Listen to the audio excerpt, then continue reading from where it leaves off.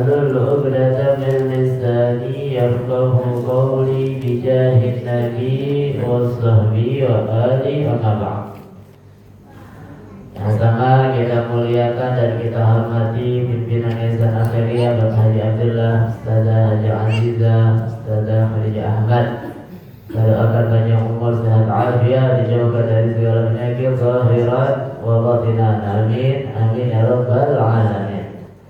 Segala hadirin hadirat jamaah salat subuh, ibu-ibu serta anak-anak Yayasan Al-Akhiriyah yang dimuliakan oleh Allah Subhanahu wa taala. Alhamdulillah kita bersyukur kepada Allah Subhanahu wa taala di pagi hari ini kita berkumpul hadir salat subuh berjamaah, kemudian duduk ngaji subuh atau masuh yang semoga duduk hadirnya kita jadi sebab Allah golongkan kita orang-orang yang dosanya diampunkan oleh Allah Subhanahu wa ta'ala. Amin, amin ya rabbal alamin. Selawat beserta salam kita haturkan kepada junjungan kita Nabi besar Muhammad sallallahu alaihi wasallam yang telah menuntut kita umatnya minaz zulumati ila nur, minal akhlaqil fasidah ilal akhlaqil karimah. Hadirin hadirat yang dimuliakan oleh Allah Subhanahu wa taala, langsung saja kita lanjutkan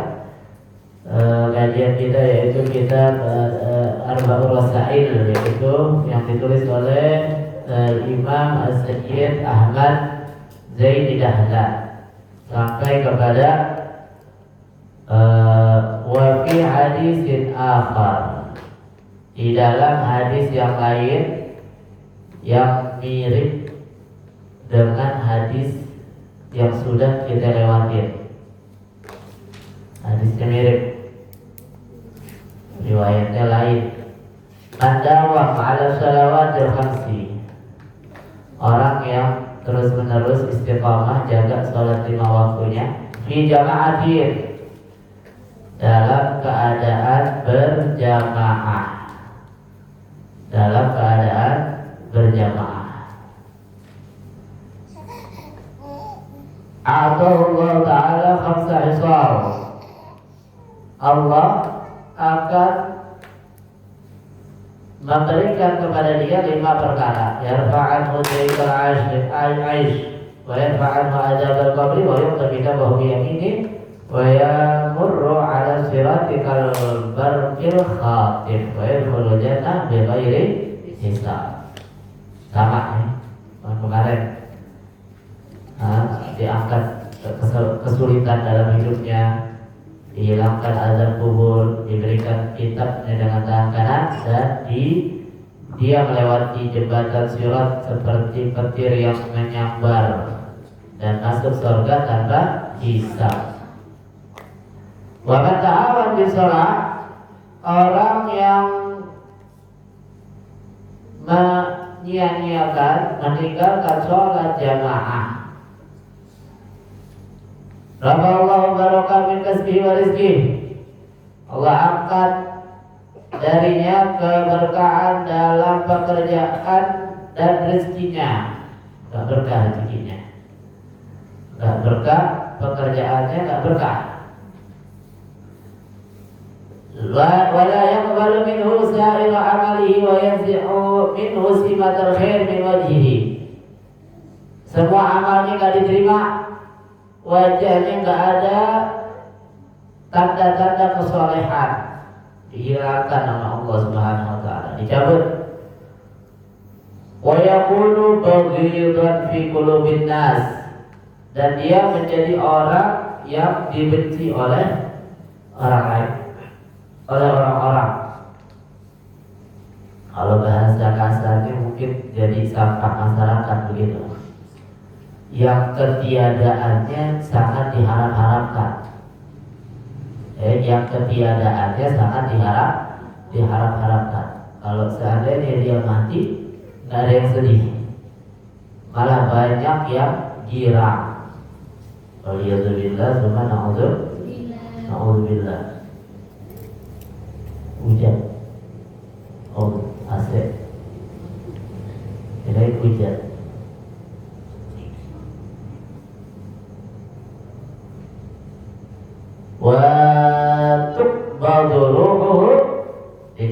fitrahnya, wa huwa ja'iun atsyan, dalam keadaan lapar dan haus. Gak enak tuh. Kita haus tuh gak enak.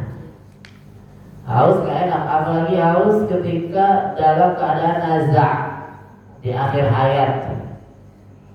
Di akhir hayat kita, di akhir hayat seseorang ketika dia merasa haus dan lapar itu lebih menyiksa lagi.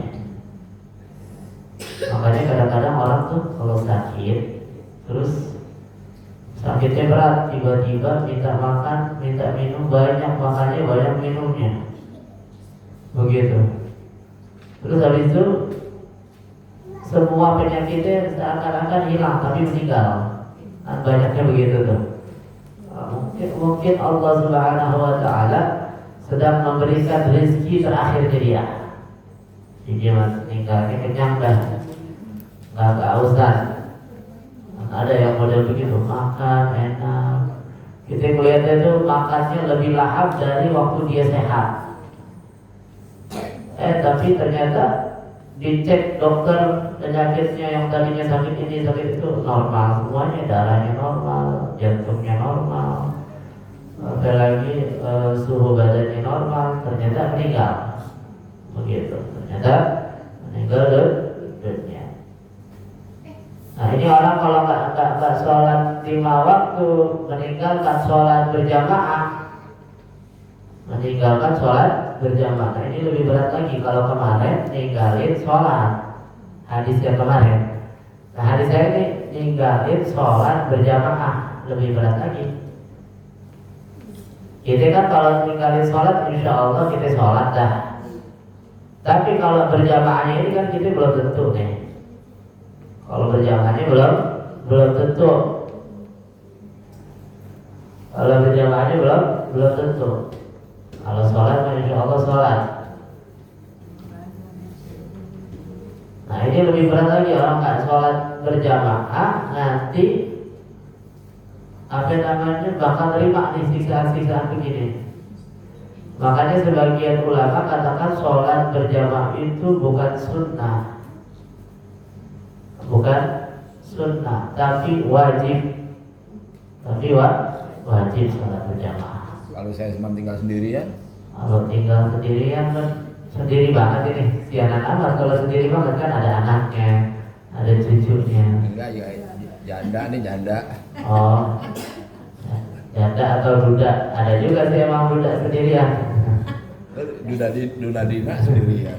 Iya, makanya itu apa namanya? Kalau sendirian kan, kalau laki dia bisa keluar sholat. Berjamaah kan emang di musola atau di masjid, begitu keluar. Begitu. Jadi apa namanya keluar emang sholatnya berjamaahnya kan di masjid atau di musola. Di masjid atau di musola.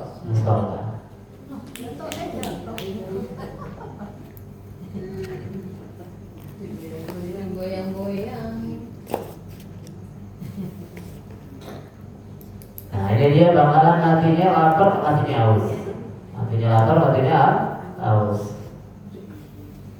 Boleh jadi matinya dia di sekelilingnya banyak makanan tapi nggak boleh dimakan, atau nggak ketelan begitu. Kalau hasil keadaannya lapar haus, atau boleh jadi dia terasing, mungkin kesasar di mana, di kebun, di hutan atau di mana sehingga nggak ada makanan masuk ke dalam rumah terus dia mati. Begitu. Dan mati yang begitu kan mengerikan.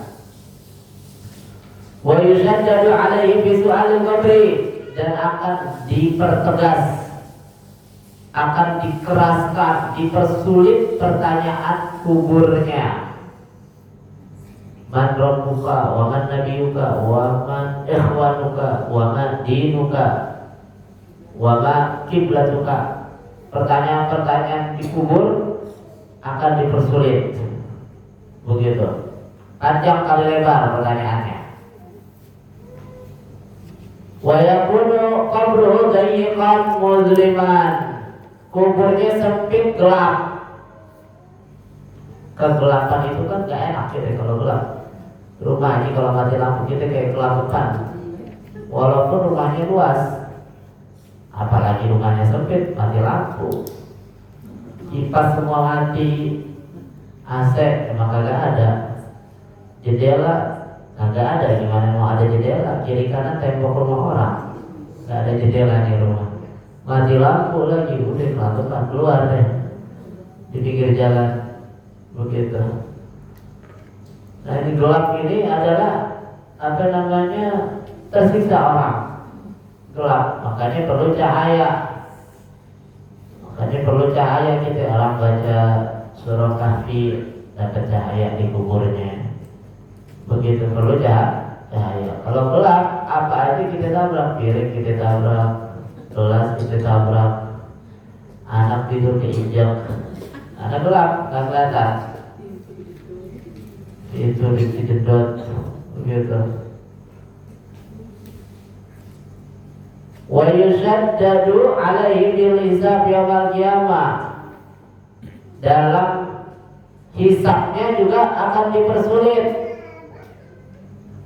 Kita tahu kan hisab yang mudah aja itu termasuk adalah siksaan. Diinterogasi orang itu udah tersiksa gitu. Padahal walaupun kita bukan pelakunya, kita bukan pelaku, tapi orang curiga kita diinterogasi, maka itu adalah kita tersiksa dengan keadaan itu. Apalagi itu ya pasti yang nanya orang, apalagi yang nanya malaikat. Nah kita nggak tahu bentukannya, bisa jadi sakar, bisa jadi sakar-sakar, begitu.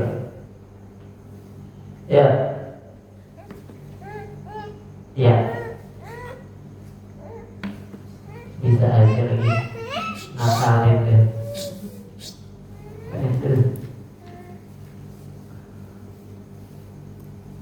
Wa yarjabu alaihi rabbu, dia akan dimurkai oleh Allah Subhanahu wa ta'ala. Wa yu'aqibuhu bidukhulin nar, disiksa dengan masuk api neraka. Ini riwayat yang lain dari hadis Nabi sallallahu alaihi wasallam. Terus waqala Qatadah, Sayyidina Qatadah menyampaikan, alaikum bis salati fa innaha khuluqul mu'minin. Hendaknya kamu itu jaga sholat, kata Sayyidina Qatadah. Kenapa ya? Karena sholat itu adalah akhlaknya orang-orang beriman. Orang beriman sholat. Begitu, kalau nggak sholat diragukan keimanannya. Masih ada apa? Udah tipis banget, begitu. Kuat apa namanya? Apa lemah itu? Apa namanya keimanannya? Wa qala sallallahu alaihi wasallam, ummati ummatun marhumah. Umatku itu adalah umat yang disayang, umat yang dirahmati, umat yang dicintai. Ini umat Nabi Muhammad nih, umat yang dicintai, yang disayang. Kita nih. Wala yanfa'u anhumul bala illa bil ikhlas. Tidak ada yang dapat menolak bala dari mereka melainkan itu adalah dengan ikhlas. Wa du'aihim, dan doa-doa mereka. Ini penolak bala, doa. Kita udah nggak bisa ngapa-ngapain, mau melawan nggak bisa, mau perang nggak bisa, mau bertindak nggak bisa, doa nih. Kita doa silahul mukmin. Doa ini adalah senjatanya orang beriman, senjata pamungkas doa. Nabi Muhammad waktu di keadaan genting dalam peperangan Badar yang dihadapi 1000 lebih pasukan lengkap, ada kudanya, ada pedangnya, ada pemanahnya, ada tamengnya, pakaian besinya, lengkap semuanya. Nah di golongan Nabi Muhammad ala kadarnya seadanya. Ada anak kecil, ada orang tua banget, begitu. Ada anak kecil banget, belasan tahun. Ada orang tua banget. Ada yang cuma megang pedang, ada yang cuma megang tameng, ada yang naik kuda, ada yang tak pakai kuda, ada yang pakai baju besi, ada yang tak pakai baju besi. Begitu. Jadi senjatanya nggak lengkap dan jumlahnya cuma 313. 3 kali berapa kali lipat itu? 300 berarti 1000 orang lebih. Dari posisi aja udah kalah jauh ini, posisinya, kekuatannya kalah jauh. Nah, Nabi ketika mau memulai perang itu Nabi doa dengan keadaan yang begitu banget terlihat orang yang sangat membutuhkan, sangat perlu. Nabi katakan doanya yang panjang. Nabi SAW doanya dengan hati yang hadir, doa yang khusus, doa yang serius, yang khusyuk, begitu. Nabi Muhammad SAW doa sehingga dibantu oleh Allah Subhanahu wa Ta'ala. Jumlahnya boleh kalah, kekuatannya boleh kalah, materinya boleh kalah, tapi bisa mengalahkan yang perkasa. Bisa mengalahkan yang jumawa, yang menurut hitung-hitungan lebih menang mereka. Begitu. Makanya doa jangan sampai kita lepas doa. Doa penting, doa apa aja? Doa kan doa ini kan tak perlu dalam keadaan wudhu, tak perlu dalam keadaan wudhu, tak perlu menghadap kiblat. Doa lagi ngapain aja kita bisa doa. Begitu. Memang ada adab-adabnya, menghadap kiblat, punya wudhu dan seterusnya. Terus wa du'aihim, itu yang bisa nolak bala, yang bisa nolak musibah, yang bisa nolak bencana, doanya mereka. Siapa? Mereka yang ikhlas, mereka yang sholat. Doanya mereka. Wa sholatihim, dan sholat mereka. Ini yang menjadi penolak bala adalah sholatnya mereka. Kalau udah nggak ada yang sholat, ya gimana cara menolak balanya? Gimana cara menolak bencananya? Wa du'afaihim, yang bikin bala itu tertolak adalah dengan orang-orang lemah di antara mereka, di antara umat Nabi Muhammad. Jadi orang-orang lemah, orang-orang yang dipandang sebelah mata, orang-orang yang dipandang sebelah mata, jangan kita pandang sebelah mata. Dia yang jadi penyebab musibah diangkat. Begitu. Waqad ja'at ahaditsun katsiratun tadullu ala kufri tarikis shalah. Banyak riwayat hadis-hadis yang datang yang menunjukkan ala kufri tarikihim, kekufuran orang yang tinggalin sholat. Wa akhadha biha katsirun minas sahabah, dan meyakini dan mengambil daripada hadis tersebut dari kalangan sahabat banyak. Minhum, di antaranya Umar bin Khattab, Sayyidina Umar bin Khattab, wa Sayyidina Abdurrahman bin Auf, yang terkenal dengan kekayaannya, wa Mu'az, Sayyidina Mu'az bin Jabal, wa Sayyidina Abu Hurairah, wa Sayyidina Abdullah bin Mas'ud ibnu Mas'ud, wa Sayyidina Abdullah bin Abbas, wa Sayyidina Jabir bin Abdullah, wa Sayyidina Abu Darda radhiyallahu ta'ala anhum wa ardahum, wa tabi'ahum, dan mengikuti mereka juga, meyakini bahwasanya orang yang tinggalin sholat bisa kufur. Siapa? Katsirun minas salaf, orang-orang salaf, orang-orang saleh terdahulu. Setelah sahabat ada tabi'in, ada tabi'in. Setelah tabi'in dan para salaf. Di antara mereka siapa? Imam Ahmad bin Hanbal, muridnya Imam Syafi'i, wa Ishaq bin Rahuyah, wa Abdullah bin Mubarak, wa Nakhai, Imam Nakhai, ahli hadis semuanya nih. Wa jama'atul katsirun, jamaah apa namanya? Banyak dari ulama-ulama hadis menyatakan bahwasanya orang meninggalin sholat kufur. Begitu.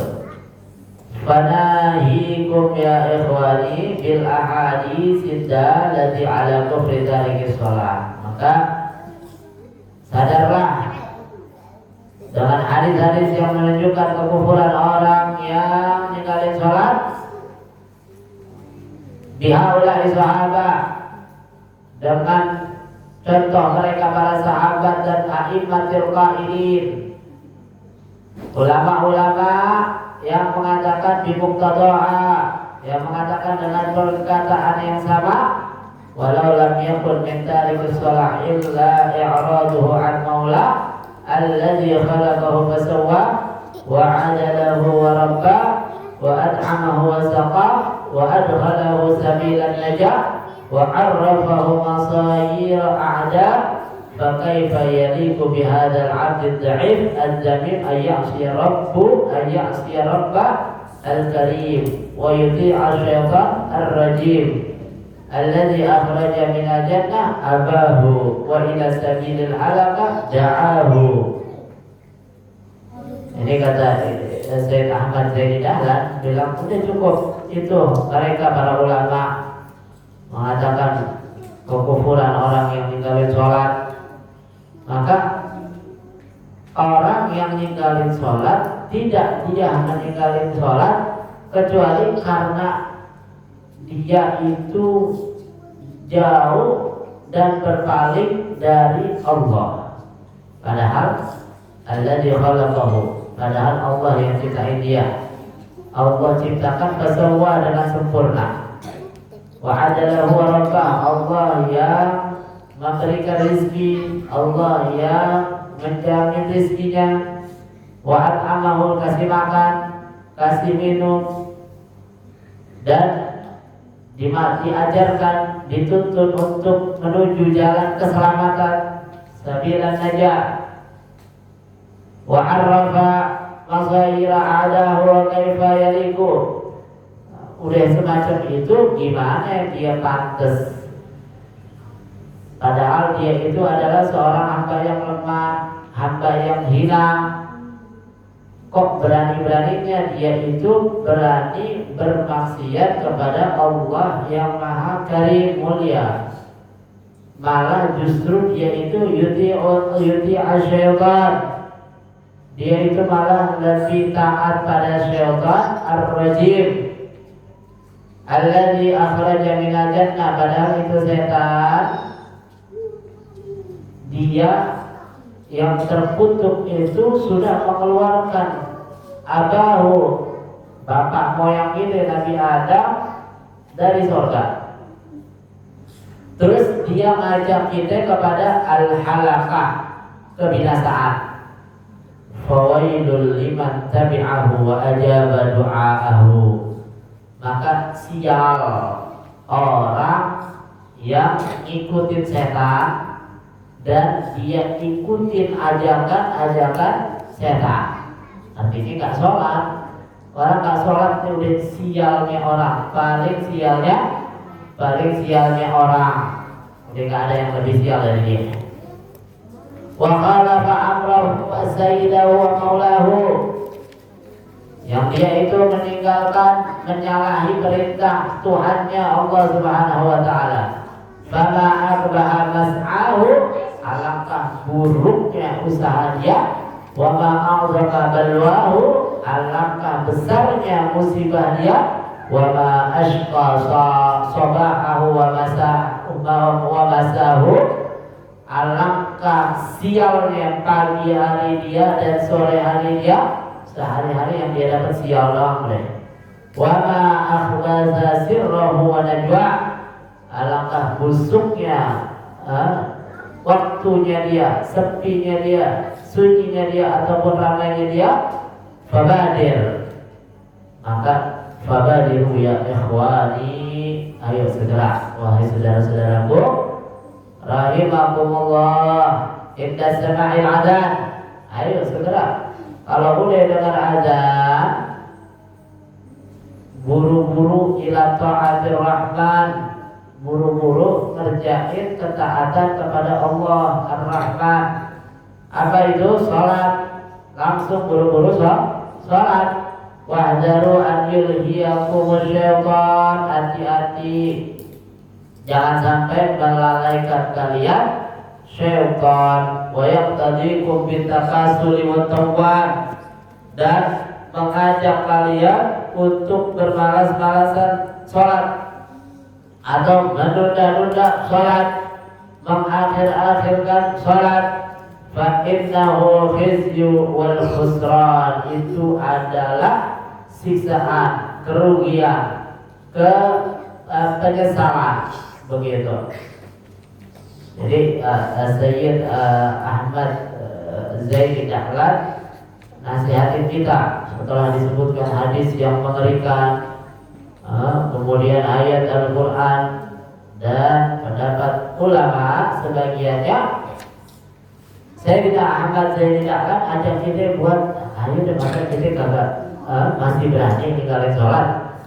Padahal udah jelas-jelas sebagian ulama dan beberapa riwayat sebutkan kekufuran orang yang ninggalin sholat. Kufur begitu. Sayyidina Umar mau bakar rumah orang yang nggak mau sholat berjamaah, begitu nggak mau sholat berjamaah. Nah, Imam Sayyid Ahmad Zaid Dahlan ajak kita buat apa namanya